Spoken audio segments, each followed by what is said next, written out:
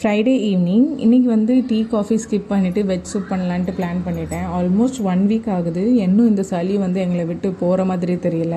அப்புறம் சூப்புக்கு தேவையான beans and carrot வந்து குட்டி குட்டியாக கட் பண்ணிவிட்டு பட்டர் இல்லைன்னா ஆயிலில் வந்து நம்ம நல்லா வதக்கிக்கலாம். அதுக்கப்புறம் தேவையான தண்ணி அண்ட் நம்மளுக்கு விருப்பம் இருந்துச்சுன்னா கார்ன்ஃப்ளவர் ஆட் பண்ணலாம். நான் வந்து 1 ஸ்பூன் ஆட் பண்ணியிருக்கேன். அதுக்கப்புறம் தேவையான அளவு உப்பு, கொஞ்சமாக மஞ்சப்பொடி சேர்த்துக்கலாம்.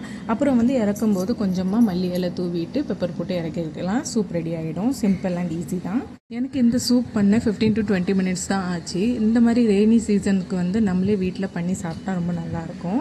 சூப் ரெடி ஆனதுக்கப்புறம் நான் வந்து சாமி ஃபோட்டோவுக்கு வந்து பூ வச்சுட்டு இருந்தேன். அதுக்குள்ளே என்னோடய ஹஸ்பண்ட் வந்துட்டாங்க. சரி, ஹஸ்பண்ட் வந்ததுக்கப்புறம் நாங்கள் எப்போவுமே வந்து சேர்ந்து தான் சாமி கும்பிடுவோம்.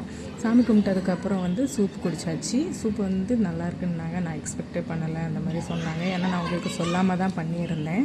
என் பையனுக்காக நான் கேக் பண்ணியிருந்தேன். இந்த ரெசிபி வந்து நான் இன்ஸ்டா ரீலில் பார்த்து வச்சுருந்தேன். ரொம்ப நாள் முன்னாடியே நான் சேவ் பண்ணி வச்சுருந்தேன்.